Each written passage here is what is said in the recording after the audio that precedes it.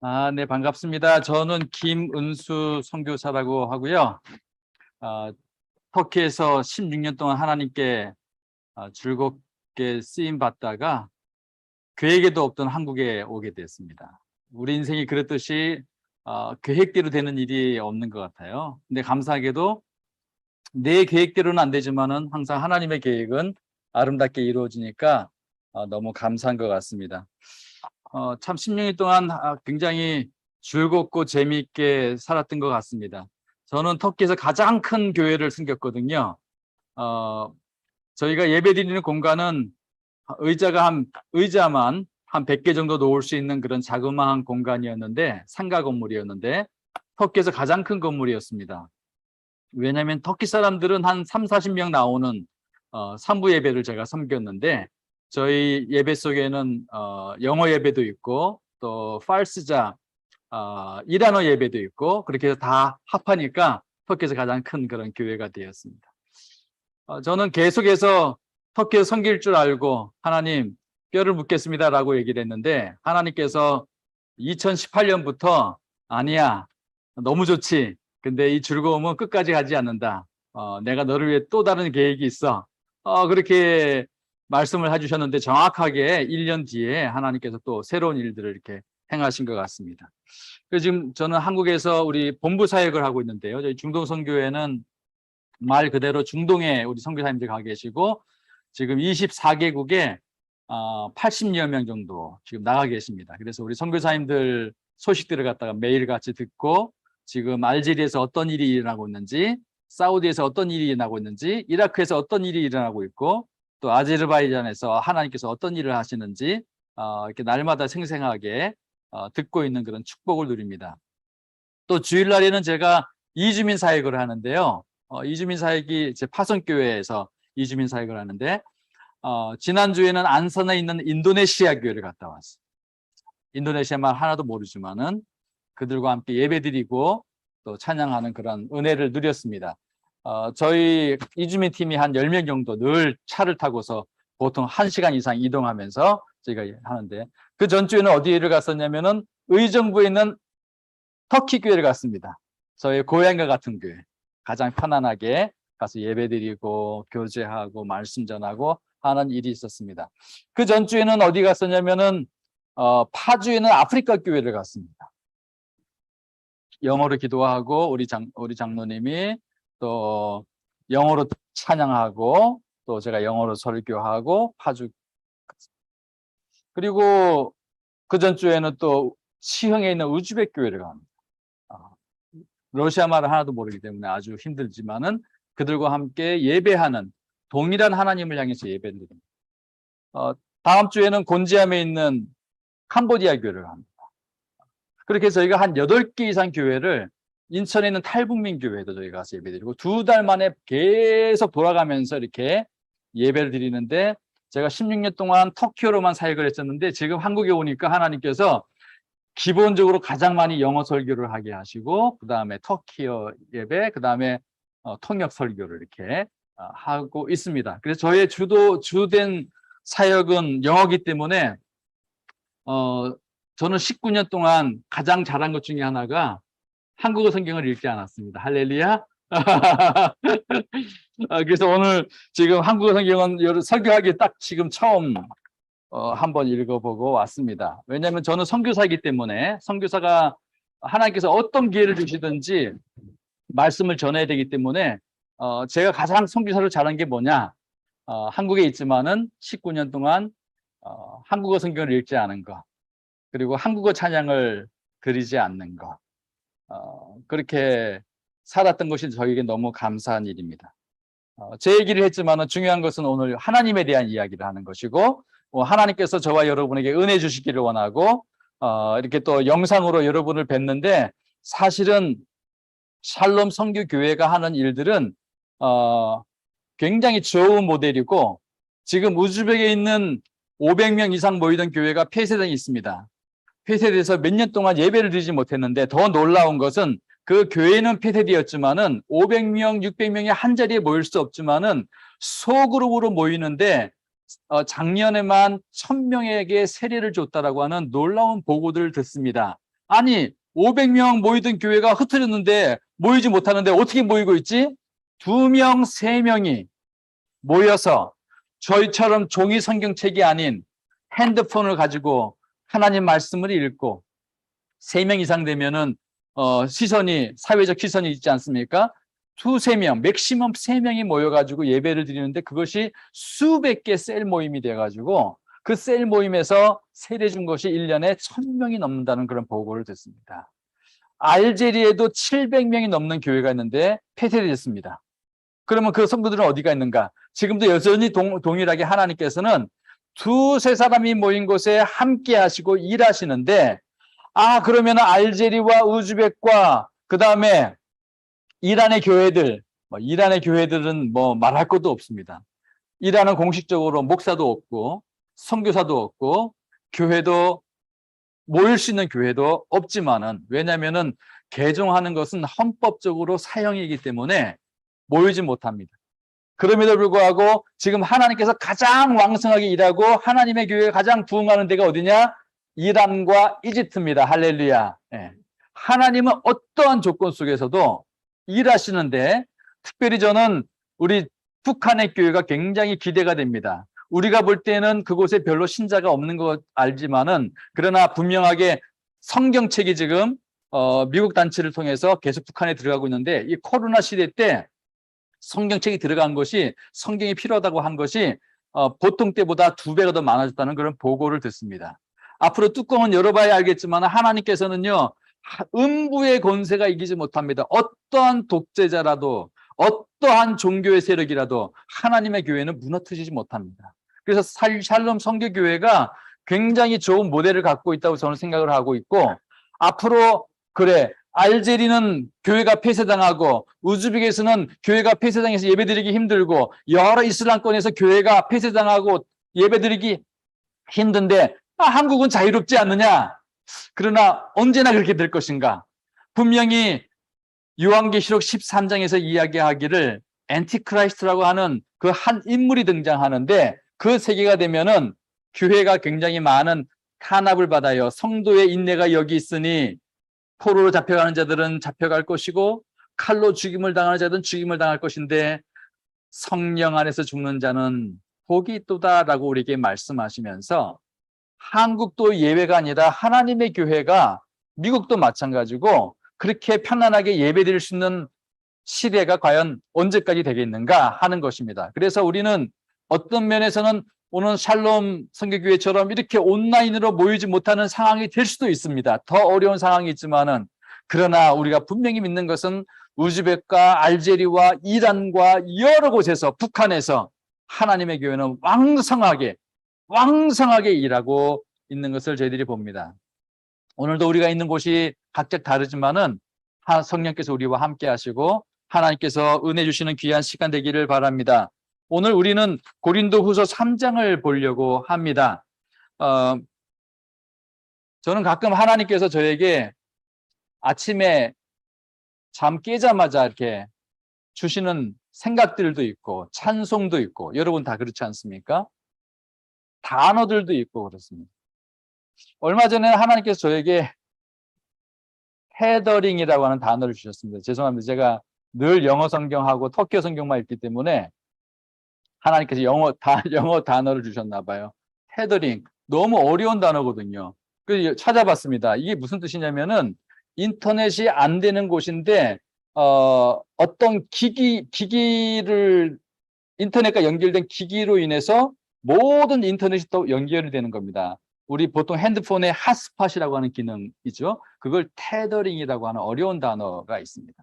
그래서 왜 하나님이 테더링이라고 단어를 주셨을까? 요즘에는 인터넷 없이는 생존할 수 없는 세계가 됐잖아요. 그래서 죽을 때도 유언하기를 인터넷이 와이파이가 되는 곳에 나를 묻어다오 라고 얘기할 정도로 인터넷이 없으면 살지를 못합니다. 우리가 얼마나 거기에 매몰되어 있는지 모릅니다. 사실 우리는 인터넷 안에 살고 있는 거죠. 테더링이라고 하는 것은 뭐냐면은 그 한 사람 때문에 하나님 나라가 연결되는 거죠. 하나님 나라와 연결되어 있는 하나님의 보좌를 늘 바라보는 그 한 사람 때문에 하나님을 알지 못하는 사람들이 전염이 되는 것이고 영적인 와이파이가 열리는 것이고 그러는 거죠. 그래서 베드로전서 3장에 보니까 이런 얘기를 했어요. 베드로가 고난당하는 그리스도인들에게 쓴 편지죠. 베드로가 이런 얘기를 했습니다. 믿지 않는 남편이라 할지라도 말씀 때문이 아니라 그 아내의 선한 행실, 젠틀하고 콰이어트한, 젠틀하고 그 고요한 그 아내의 영적인 영성을 바라보면서 예수를 믿게 된다고 하는 말씀이 나옵니다. 그래서 종들아, 너희들이 잘 해주는 주인에게만 잘하지 말고 너희를 갖다가 아주 악하게 하고 갑질하는 그런 상사라 할지라도 그리스도에게 하듯이 잘 섬겨라. 그것을 통해서 너는 하나님의 테더링이 되는 거야. 하나님 보좌와 연결되어 있는 너가 그 모든 너를 갖다 고통을 주고 갑질하는 그 상사라 할지라도 하나님의 와이파이가 연결될 수 있게 하는 그런 귀한 도구가 된단다. 그 얘기를 갖다가 베드로전서에서 하고 있어요. 아내들에게, 믿지 않은 남편과 함께 살고 있는 아내들에게, 그리고 상사인데 갑질하는 상사와 함께하는 그 많은 사람들에게 어떻게 하나님의 영향력을 미칠 수 있을까 하는 얘기를 하고 있습니다. 오늘 사실은 오늘 말씀도 거기와 연결되는 말씀인 것 같습니다. 오늘은 편지에 대한 이야기를 하고 있는데요. 2절에 보니까 너희는 우리의 편지라 우리의 마음에 썼고 무사람이 알고 읽는 바라. 너희가 편지라고 얘기를 하고 있고 그 편지를 많은 사람들이 읽고 있다는 얘기를 하고 있습니다. 저는 이슬람 세계에서 16년을 살았기 때문에 제 이웃은 다 무슬림이죠. 그렇기 때문에 이 말이 무슨 의미를 갖고 있는지 잘 알고 있습니다. 그들은 성경을 읽지 않지만은 성경을 읽는 저를 16년 동안 관찰하고 있습니다. 저는 16년 동안 한 마을에서 살았거든요. 관찰합니다. 저 사람의 삶이 어떤지. 분명히 기독교인인데, 교회를 가는 기독교인인데, 주일날 되면은 기타를 메고서 교회를 가는데 저를 계속 읽고 있습니다. 저를 만난 모든 사람들, 저의 친구들, 16년 동안 저의 친구가 얼마나 많겠습니까? 저를 만난 사람이 얼마나 많겠습니까? 성경을 읽지 않지만은 저를 계속해서 읽고 있고 그들에게는 저에 대한 기억이 계속 남아있는 것입니다. 하나님을 아는 사람이 어떤 삶을 살았는지 계속해서 그 기억이 그들에게 남아있습니다. 네, 우리는 편지라고 얘기를 하고 있고 우리의 편지라고 사도들의 편지라고 얘기하고 있고 3절에 보니까 너희는 그리스도의 편지라고 얘기하고 있습니다. You are a letter from Christ. 그리스도로부터 온 편지라고 얘기를 하고 있습니다. 왜냐하면은 그리스도의 편지 왜 그러냐면은 너희는 먹으로 쓴 것이 아니라 살아계신 하나님의 영으로 쓰셨다. 하나님이 돌판에 쓴 것이 아니라 너희들의 마음판에 썼다라고 이야기를 하고 있습니다. 이 일은요 하나님밖에 하지 못해요. 그래서 너무 감사한 것은 우리의 삶의 알파와 오메가는 하나님이십니다.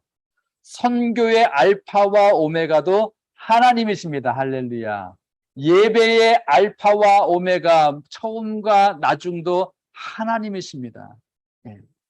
우리의 하루의 시작과 마지막도 하나님이 주관하십니다. 하나님. 이 하나님의 역사 계획은요 어마어마합니다. 어마어마합니다. 지금도 하나님께서는 많은 일들을 하고 있습니다. 저는 설교자가 아니기 때문에 선교사이기 때문에 오늘 두서없이 왔다 갔다 하더라도 여러분 이해하시기를 바라요. 오늘 하나님께서 우리에게 은혜 주시기를 바라는데요. 우리 주께서 말씀하시기를 예배가 무엇인가? 하나님은 영이시니 예배하는 자는 성령과 진리 안에서 예배해야 된다고 얘기하고 있습니다. 파이프 올간이 있고 멋진 성가대가 있고 오케스트라가 있어야지 예배가 되는 것이 아니라 성령 안에서 드리지 않는 예배는 예배가 아닙니다. 말씀 안에서 드리지 않는 예배는 예배가 아닙니다. 그래서 우리는 성령과 말씀 안에서 예배를 드릴 수 있습니다. 그러면은 찬양은 그냥 목소리로 하면 되지 않나요? 찬양도 성령과 말씀 안에서 찬양을 할 수 있습니다. 기도 역시 내가 한국말을 잘하지만은 기도 역시 성령과 말씀 안에서 기도할 수 있습니다. 성경을 읽는 거는 그냥 저는 한국 사람이니까 한국어 잘하니까 한국어 성경 막 읽어주잖아요. 아니에요. 당신이 한국어를 아무리 잘해도 성경을 읽는 것은 성령과 말씀이니까 성령 안에서 읽어야 합니다. 성령 안에서 읽지 않는 성경 읽기, 성령 안에서 드리지 않는 예배, 꽝입니다. 저는 무슬림들과 16년을 살았기 때문에 그들의 종교적 열심을 저는 잘 알고 있습니다. 이슬람들은요, 특히 하루 5번 예배를 드리잖아요. 예배를 드리니까 모스크 갈 시간도 없으니까 어디서 예배드리느냐? 있는 자리에서 예배드립니다. 길거리에서 예배를 드립니다. 금요일 날이 예배 날인데 금요일 날 되면은요, 여기 어디입니까? 평청역 이런 데 가면은 쫙 수천 명이 돗자리를 깔아놓고 거기서 예배를 드립니다. 우리보다 금식을 많이 하고요. 라마단 기간 금식하지 않습니까? 해가 지면 먹을 수 있다며요. 물론 많이 먹습니다. 엄청 먹습니다. 새벽까지 먹습니다. 그래서 다 무슬림들은 주로 살이 많이 쪄 있습니다. 폭식을 하기 때문에. 그래도 해가 떠 있는 새벽부터 저녁까지 금식하는 거 쉽지 않습니다. 종교적 열심은요, 헌금은 그럼 우리보다 적게 하겠네요. 아유, 무슨 말씀이세요? 무슬림들이 하는 헌금은요, 더 많습니다. 여러분 혹시 터키에 와보셨는지 모르겠지만 터키에는 어마어마한 교회들이 많습니다. 예를 들면은 사랑의 교회가 크다고 하고 여의도 순복음교회가 크다고 하는데 그 정도의 크기의 모스크들도 굉장히 많이 있는데 8만 개 이상의 모스크가 있는데 굉장히 큰 모스크들입니다. 수만 명이 예배를 드리는 곳인데 그것이 나라에서 지어진 곳이 아닙니다. 다 헌금에 의해서 지어진 것들입니다. 8만 개의 어마어마한 웅장한 모스크들이 다 개인의 헌금으로 드려집니다. 지금도 많은 한 기독교 선교사들보다 더 많은 이슬람 선교사들이 한국에 굉장히 많이 들어와 있어요. 여러 가지로 많이 활동하고 있고 교사로 활동하고 있고 우리 기독교 선교사의 2배 이상 되는 이슬람 선교사들이 세계 각곳에서 일을 하고 있습니다.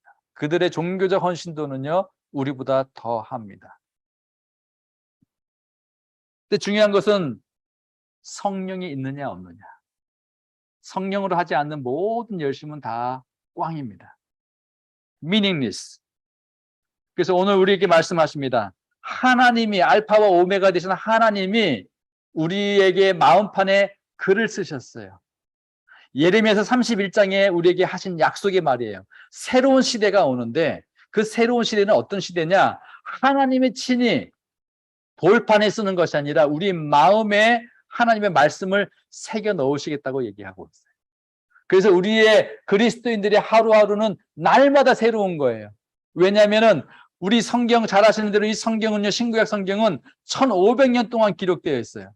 하나님이 우리가 예수 믿고 난 다음에 우리 마음 가운데 신구약 성경을 다 기록해 주시는 것이 아니라 날마다 새로운 말씀들을 기록해 주시죠. 날마다 새로운 은혜가 우리에게 임하는 거죠. 날마다 하나님의 보좌로부터 우리에게 새로운 만나가 임하는 것이죠.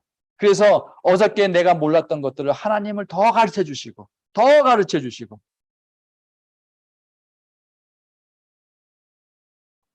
하나님께서 그런 놀라운 일들을 행하십니다. 그래서 우리가 기도하는 것은 우리가 아무리 한국말을 잘해서 전도를 한다 할지라도 아무리 우리가 사형리를 잘 외워서 전도를 한다 할지라도 성령이 일하셔야 됩니다. 그래서 우리가 끊임없이 기도할 것은 하나님 내 마음에 주께서 말씀을 새겨 넣으신 것처럼 성령으로 기록하신 것처럼 하나님 아버지 기도하고 있는 귀한 분에게 하나님께서 두들겨 주시고 하나님께서 터치하여 주시고 그 마음 가운데 기록해 주십시오. 하나님께서 그 마음 가운데 말씀을 기록하면은 누가 어떻게 하나님 앞에 오지 않을 수가 있겠습니까? 말을 타고서 권세를 가지고 예수 믿는 사람들을 잡아서 옥에 가두기 위해서 열심히 시리아로 가고 있던 다마스커스로 가고 있던 그 바울에게 하나님의 빛이 임하니까 꼬꾸러지고 하나님께서 말씀하시니까 모든 것이 한순간에 바뀌어지는 것입니다. 한순간에 예수를 만나고 예수가 자기가 핍박하던 그 예수를 갖다가 예수가 그리스도다, Jesus is Christ라고 외칠 수 있는 겁니다. 죽음의 위협이 있고 예루살렘에 가면은 너를 이렇게 띠로 맨 것처럼 사람들이 너를 메고 많이 고통을 줄 거야 라고 얘기하지만은 나의 달려갈 길을 내가 포기하지 않겠다. 나에게 성령께서 날마다 각 성마다 나에게 환난과 궁핍이 있을 거라고 말하고 있지만은 내가 목숨을 사명보다 더 귀하게 여기지 않는다. 나는 그리스도의 복음을 전하기 위해서 내 목숨을 갖다가 가치 없게 여긴다라고 우리에게 말하고 있지 않습니까? 그 바울, 하나님이 빛이 임하면은요, 하나님의 성령의 말씀이 임하면은 어떤 사람이라도 넘어지는 거예요. 여러분, 이 시대에는 사도행전 9장의 사건은 성경 속에서만 있는 사건입니까? 아니에요. 지금도 아주 많은 일들이 이슬람 땅에서 벌어지고 있습니다. 이슬람의 아주 고위직 율법 학자들 중에서 바울처럼 하나님을 만난 사람들이 있어요. 그리고 핫지라고 사우디아라비아 가가지고 이렇게 하얀 옷 입고 뭐 돌기도 하고 여러 가지 행사를 하지 않습니까? 일주일 정도. 핫지 가서 주의 음성을 듣고 예수를 믿고 지금 터키 목사님이 되신 분이 있어요. 아니 가가지고 얼마나 종교성이 최극도가 된 거죠. 네, 500불 내고 비행기 타고 가가지고 거기서 핫지를 한단 말입니다. 순례를 하는데 얼마나 영적으로 가장 민감하겠어요. 잠을 자는데 텐트 속에서 하나님께서 말씀하신 거예요. 알든 단겔, 나를 따라오너라. 누구십니까? 나는 예수 그리스도야. 네가 핍박하는 예수 그리스도야. 알든 단겔. 사우디 가가지고 핫지하면서 예수 그리스도를 만나는 거예요. 하나님께서 영생을 주기로 작정된 자는 다 믿더라. 네. 에베소서 1장 4절 Before the creation of the world 하나님께서 우리를 갖다가 선택하셨는데 창세 전에 창세기 1장 1절이 기록되기 전에 나는 너를 알았고 생명책에 기록했다. 할렐루야. 네. 네가 이 땅에 태어나가지고 잘하나 못하나 잘 보면서 하나님께서 잘하고 있네 그때 봐가지고 점수를 먹이시는 것이 아니라 알파와 오메가가 되시는 그 하나님께서는 창세 전에 먼저 우리를 아셨고 우리의 이름을 생명책에 기록하셨고 그리고 우리에게 성령을 주셨고 수천 년이 지나서 이 땅에 태어나게 하셨고 그분의 자녀로 살게 하십니다. 놀라운 하나님. 놀라운 하나님.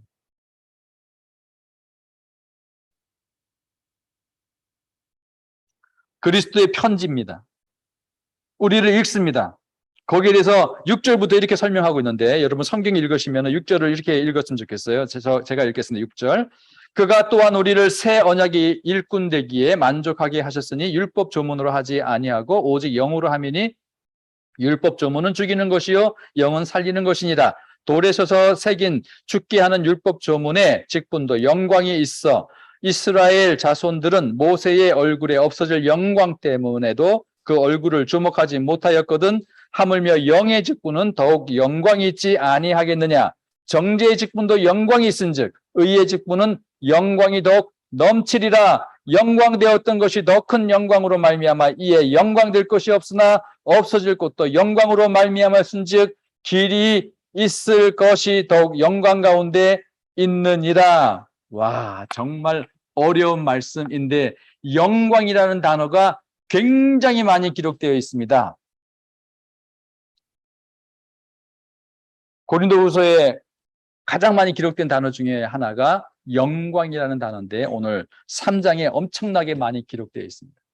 영광은요, 목사님들이 설명할 수 있지만은 그 설명하는 거하고 비교할 수 없을 만큼 글로리합니다. 영광입니다.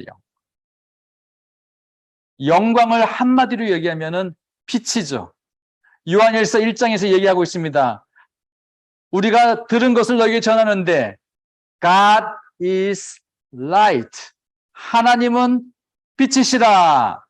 그에게는 어둠이 전혀 없으시니라 라고 우리에게 이야기하고 있습니다. 그리고 빛 가운데로 걸어가라고 이야기를 하고 있습니다. 빛 가운데 걸어간다고 얘기하면서 어둠 가운데 행하는 자는 진리를 알지 못하는 자다. 그 안에 하나님의 말씀이 없는 자다라고 우리에게 이야기를 하고 있습니다. 영광. 한 날이 올 것입니다. 그 날이 왔을 때에 특별히 스가랴서 13장에서 우리에게 이야기하고 있는데 한 날이 이를 것인데 그 날에는요. 해와 달이 빛을 내는 것이 아니라 하나님의 영광이 빛을 내는 날. 그 날 이후로 더 이상은 어둠이라고 하는 것이 없고 저녁이라고 하는 것이 없습니다. 침대에서 누워 자는 침실이 없는 그런 집에 우리가 살게 될 것입니다. 하나님의 영광이 도대체 얼마나 빛이 밝으면은 그 넓은 세계를 다 하나님의 영광이 빛을 비출까?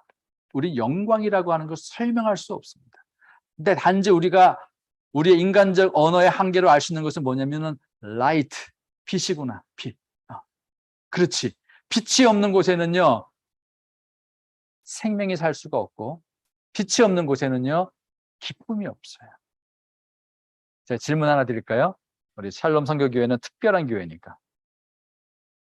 지옥에 빛이 있을까요? 지옥에 빛이 있을까? 성경에서 우리 주님께서 늘 하셨던 말씀은 뭐냐면은 저 결혼 예복을 입지 않은 자를 갖다가 쫓아내거라 저 어두운 데서 슬피 울며 이를 갈게 될 것이다. 제가 듣기에는 지옥은 불못이라고 들었는데요. Lake of Fire. 레이크인데 호수인데 물이 있는 것이 아니라 불로 가득 차 있는. 그러면 불이니까 막 밝지 않겠어요? 빛이 있지 않겠어요? 근데 우리는요. 출애굽기에서 그 말씀을 보죠. 3일 동안 하나님께서 어둠을 내려주셨는데 어둠 내려주시니까 촛불 켜면 되지. 3일 동안 바로부터 시작해서 아무도 움직이지 못했어요. 왜? 그 어둠은요. 우리가 생각하는 그런 어둠이 아니에요. 빛을 켰는데 어둠이에요.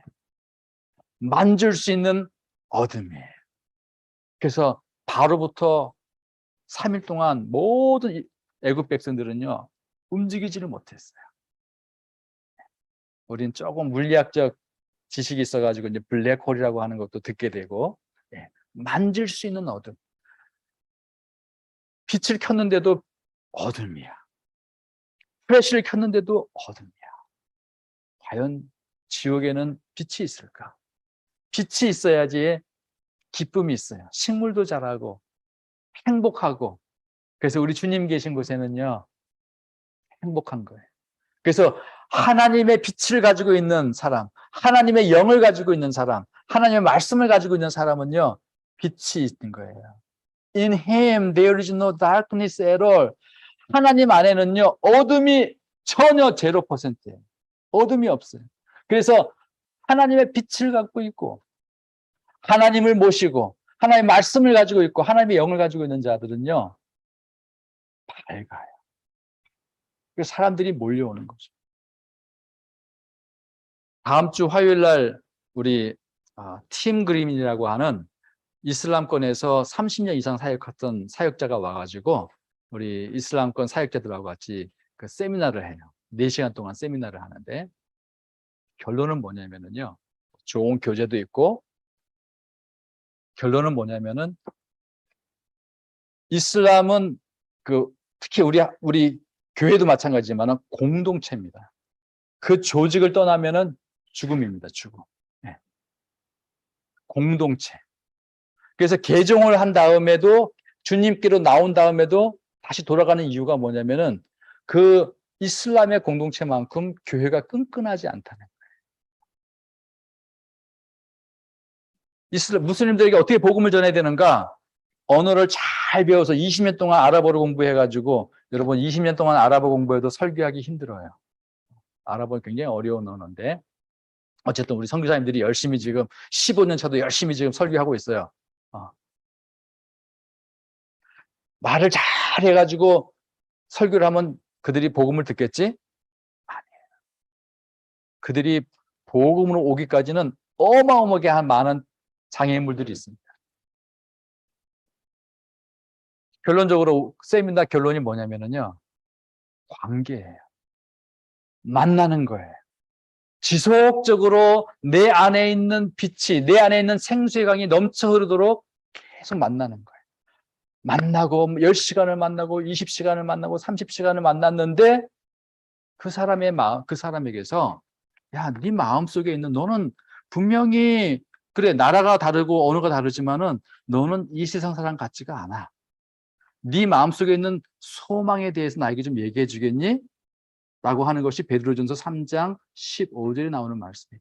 너의 마음속에 있는 소망의 이유에 대해서 묻는 자들에게 대답할 것을 항상 준비해라. 그런데 오늘날 이 한국 사회에서 사람들이 60% 정도가 무신론자라고 하는데 그 사람들이 교회에 질문하지를 않아요. 너는 분명히 이 땅의 사람인데 이 땅의 사람 같지가 않아. 넌 도대체 뭘 보는 거야? 너는 지금 인생의 목적이 뭐야? 아파트 사는 거 아니야? 넌 왜 다르게 살아 이렇게? 그 소망에 대해서 우리가 보고 있는 그 소망에 대해서 물어야 되는데 질문을 안 해요. 왜? 우리 똑같이 사니까. 그래서 무슬림들에게 전도할 때 친구가 돼가지고 친구가 됐으면 그 다음에 이제 복음을 전하느냐? 그게 아니라 끝까지 친구가 되는 거예요. 끝까지. 그가 내 안에 있는 예수 그리스도를 볼 때까지 그걸 못 보여준다 그러면 우리는 문제가 큽니다. 질문해야 돼요. 물어봐야 돼요. 너는 이 세상에 사는데 이 세상 사람 같지가 않아. 너는 무슬림들 같지가 않아. 물론 기독교인이지만은 너는 달라. 그 소망에 대해서 넌 지금 뭘 보고 있는 거야? 너의 꿈이 뭐야? 너 인생의 목적이 뭐야? 그걸 물어봐야 돼요. Your destination. 나의 목적지는 이 땅이 아니야. 우리는 이사야서 40장에서 그 말씀을 듣지 않습니까? 외쳐라. 무엇을 외치리까? 모든 인생은 풀과 같고 모든 인생의 꽃은 영광은 풀의 꽃과 같으니 풀은 마르고 꽃은 떨어질 것이다. 그러나 하나님 말씀은 풀의 꽃이 얼마나 대단한지 SNS를 통해서 자랑하잖아요. 저 30만 원짜리 호텔 가서 잤어요. 와, 조식이 엄청나게 멋있거든요. 저 70만 원짜리 이 빌라에서 잤는데요. 굉장해요. 울릉도 갔더니요. 여기가 여러분 어딘지 아십니까? 여기가 1박에 1,000만 원 하는 데인데 제가 여기 왔습니다. 인간의 욕구가 있어요. 욕구를 만족시키는 것이 상품이 팔리는 거잖아요. 그래서 지금 자랑질 하기가 얼마나 좋은지 몰라요. 오늘 10만 원짜리 먹었어. 찍어서 올리고. 아무리 풀의 꽃이 화려하다 할지라도 떨어집니다. 예수님께서 말씀하시기를 온 천을 다 얻는다 할지라도 생명을 잃어버리면 무슨 소용이 있겠습니까? 이 세상 사람들은 온 천하를 다 얻고 싶어요. 온 천하를. 어른들 성령이 없으면, 생명이 없으면 무슨 소용이 있겠는가라고 하는 것입니다. 오늘 저는 여러분에게 중요한 단어 한 가지를 더 얘기하고 싶습니다. 여러분 17절 말씀인데요. 3장 17절입니다. 주는 영이시니 주의 영이 계신 곳에는 자유가 있느니라. 우리가 다 수건을 벗은 얼굴로 거울을 보는 것 같이 주의 영광을 보매 그와 같은 형상으로 변하여 영광에서 영광에 이르니 곧 주의 영으로 말미암으니라. 주의 영광을 본다는 말. 어떻게 주의 영광을 봅니까? 여러분 어떻게 하나님을 보시죠? 보이지 않냐 하나님을? 여기 본다고 하는 것은요, look이나 see라고 하는 단어를 쓰지 않고 contemplate라고 하는 어려운 단어를 썼어요. contemplate는요, 본다는 말도 있지만은 consider, 생각한다고 하는 것이. 우리는 보이지 않는 하나님을 어떻게 봐요? 히브리서 12장에서 얘기하기를 너의 시선을 주님께로 고정해라. 그 다음 절에 얘기하기를 consider him, 그분을 생각해라. 그래서 결국은 우리가 영안이 밝아지고 믿음으로 본다고 하는 것은 뭐냐면은 성령 안에서 끊임없이 주님을 생각하는 거예요. 생각이. 생각이. contemplate. 주의 영광을 본다는 겁니다. 그런데 특별히 4장에서는 오늘 여러분과 나누지는 않겠지만 4장에서 우리에게 얘기하고 있는 것은 뭐냐면은 그러면 계속해서 하나님의 영광을 본다고 하는 것은 어떻게 보는 거냐? 생각하는 거지. 그러면 도대체 뭘 생각하는 거야? 라고 하는데 4장에서 좀 더 명확하게 우리에게 얘기를 복음을 봐라. 하나님의 말씀을 봐라. 말씀이 빛이다라고 하는 것을 우리에게 이야기해 주고 있어요. 말씀이 빛이라고, 말씀이 빛이에요. 시편 19편에서도 얘기하고 있고, 시편 34편에서도 얘기하고 있고, 시편 119편에서도 얘기하고, 빛이에요. 예레미야서 23장에서는 fire, 불이라고 얘기하고 있고, 하나님의 말씀을 보는 것이 하나님의 영광을 보는 거예요. 영광을 보면 볼수록, 우리가 성경을 보면 볼수록 여러분의 얼굴이 하나님의 영광을 반사하는 그와 같은 형상으로 변하여 영광에서 영광에 이르니 곧 주의 영으로 말미암으니라. 여러분이 보는 것을 여러분은 담게 되어 있고 보는 것에 의해서 계속해서 하나님의 빛이 여러분을 통해서 반사될 거예요. 말씀을 보셔야 돼요. 그래서 저는 우리 샬롬 선교교회가 무엇보다도 진하게 하루 3장 이런 거 말고 진하게 저의 터키 제자들은 제가 가장 잘한 것 중에 하나가 한국 성경을 19년 동안 읽지 않은 거라 그랬지 않습니까? 또 잘한 것 중에 하나가 뭐냐면은 저의 터키 제자들은 성경을 한 달에 한 번 읽습니다. 할렐루야. 신구약을 한 달에 한 번 읽습니다. 왜냐면 그 친구들은 만난 가장 첫 번째 선생이 저기 때문에 저를 통해서 신앙생활을 어떻게 해야 되는지를 배웠어요. 성경은 한 달에 한 번 읽는 거란다. 하루에 2시간 이상 읽는 것이 우리의 기본, 베이직이야. 끊임없이 성경을 통해서 하나님의 영광을 보는 거야. 그러면 세상을 보는 눈이 열려. 그래서 저의 친구들은 저를 만난 실수로 인해서 신앙생활은 성경을 한 달에 한 번 읽는다고 하는 것은 눈으로 읽는 것이 아니라 신명기 6장에서 얘기하는 대로 낭송입니다. 소리내서. 그래서 지금도 2시간 반 이상 소리내서 낭송하고 있어요. 할렐루야. 우리 샬롬 선교교회도 주의 영광을 끊임없이 지속적으로 보는 귀한 교회 되기를 주님의 이름으로 축복합니다. 하나님 감사합니다. 오늘도 성령께서 우리와 함께 하시고 하나님 아버지 성령께서 주의 말씀을 우리 마음판에 새겨주시고 우리 샬롬 선교교회 모든 성도들 마음판에 아름답게 새겨주시옵소서. 주 예수 그리스도의 이름으로 기도하옵나이다. 아멘. 할렐루야.